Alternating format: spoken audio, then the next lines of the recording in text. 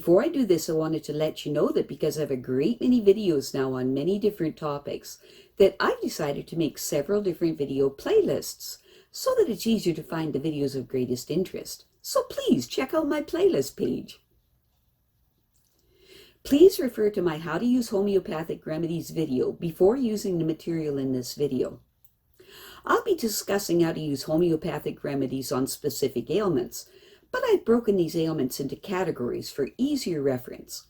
I'll begin with ailments of the mind and emotions, then I'll move on to ailments of the brain and nervous system. Then I'll address issues with your skin, nails, hair, eyes, ears, nose, teeth, gums, lungs, respiration, heart, blood circulation, muscles, bones, joints, esophagus, stomach, duodenum, small and large intestines, liver, gallbladder, pancreas, kidney, bladder, then ailments specific to women and then specific to men, then issues of the hormones and the metabolism. After that, I'll address the issues of homeopathic remedies on infections, infestations, and the immune system, then issues surrounding fertility, pregnancy, and childbirth and postnatal problems, then homeopathic remedies that address special problems in infants, ailments and diseases in childhood, and special issues of adolescence, and finally, special issues of the elderly. Constitutional treatment involves treating the totality of the individual person. Everyone is a unique individual with a unique physiology that responds to substances differently. In homeopathy, it's recognized that people react strongly to certain remedies, and as a result of this, they can be loosely placed into different categories called constitutional types. Homeopaths talk of, for example, phosphoric types. These are people who react strongly to phosphorus, or arsenicum album types, those who react strongly to arsenicum album. The belief is that people of one type share similarities in terms of body shape, character, and personality, and the sorts of diseases from which they suffer. As an example, nature-muir people tend to be pear-shaped, have a dark complexion, be fastidious and rigid in personality, and keep themselves to themselves. They also crave salt and suffer from constipation. As another example, lycopodium types tend to be tall, ganglion, of a stooped appearance, with an anxious expression and a craving for sweets and a propensity to produce intestinal gas. Now, of course, constitutional types have their limitations. In reality, each person is an individual, and so there are as many constitutional types as there are human beings. An account must be taken of the sum total of the person's inherent predispositions, past illnesses, diet, general reactions to the environment, intellectual and emotional features, and general attitude towards life. This is what is meant by constitutional treatment. Now, I'll be making detailed videos of the various constitutional types after I've completed the use of homeopathic remedies on ailments. The ideas, procedures, and suggestions in this video and all my homeopathic videos are not intended as a substitute for the medical advice of a trained health professional. Consult your physician before adopting the suggestions in this video. If you're pregnant, do not attempt these techniques without the approval of your physician. So, let us continue with learning how homeopathic treatments can help with muscle, bone, and joint ailments, starting with the letters L and M. The body is a wonderful system of bony levers and casings bound together by ligaments and moved, supported, and protected by muscles. Where bones meet, there are joints. Most joints are enclosed in a sleeve or capsule of tough fibrous tissue lined with cells that secrete a special lubricant called synovial fluid. The ends of the bones themselves are covered in a special kind of cartilage called hyaline cartilage, which is smooth and tough and nourished by the synovial fluid. The fluid and the smooth articulating surfaces of the bone ensure friction-free movement. The largest synovial joints in the body occur at the shoulder, elbow, hip, and knee, and between the pelvis and sacrum. There are other kinds of joints too, although these occur in lesser numbers. The weight-bearing surfaces of the vertebrae, for example, are separated by discs of fibrous cartilage with a tough outside and a softer inside. The vertebrae stack up on each other, separated by the shock-absorbing discs. The knee, because of its both load-bearing and free movability, has a fluid-filled joint capsule with 2 partial discs of cartilage inside it. Where muscle tendons cross joints, there are special anti-fraying structures called bursae, which are small fluid-filled sacs of connective tissues. There are bursae above and behind the knee, at the top of the femur and humerus, at the back and front of the elbow, and so on. The knee is unique in having a small shield of bone called the patella in front of the joint. Without it, kneeling would be impossible, and the tendon of the quadriceps at the front of the thigh would soon wear through or get nipped in the joint as the knee straightened. Every joint in the body has its own range of movement. The shoulder has the greatest, followed by the wrist, the head and neck, and the hip.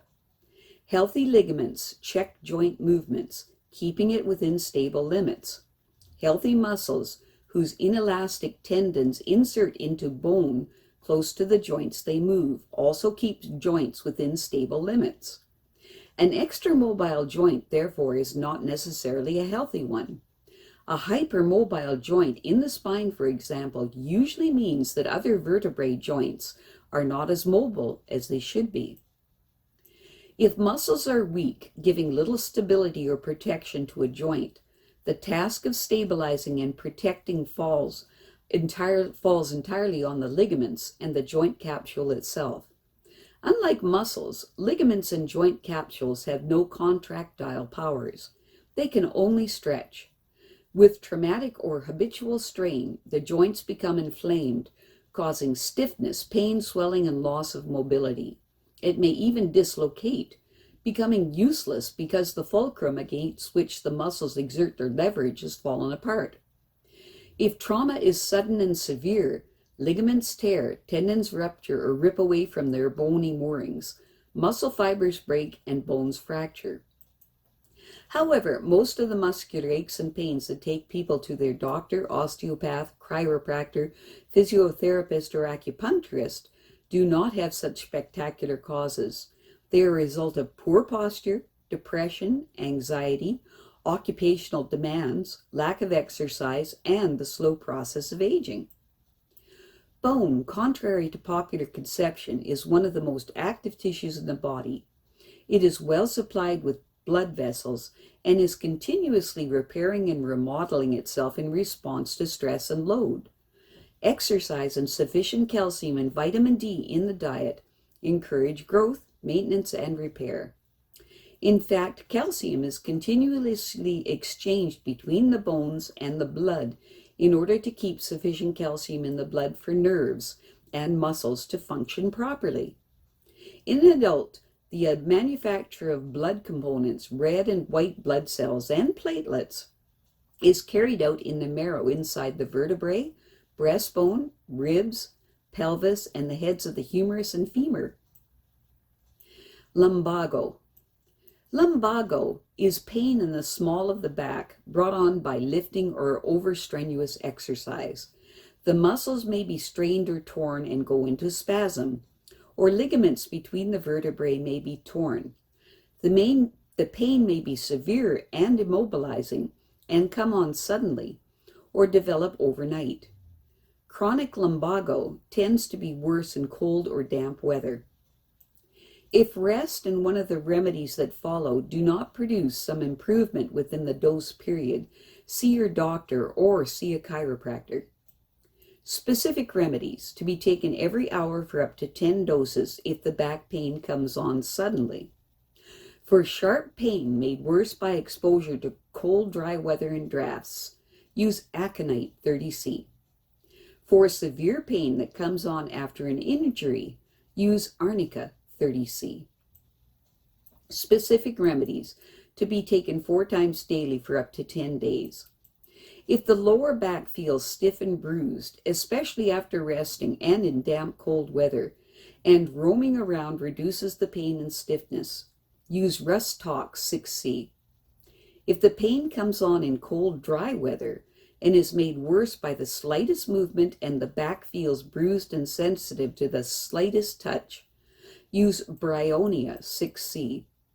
For continuous pain with nausea and vomiting, and cold makes pain worse and causes cold sweats and fatigue, and the pain is less insistent when standing up and moving around, and eating aggravates the pain, use Antimonium Tart, 6C.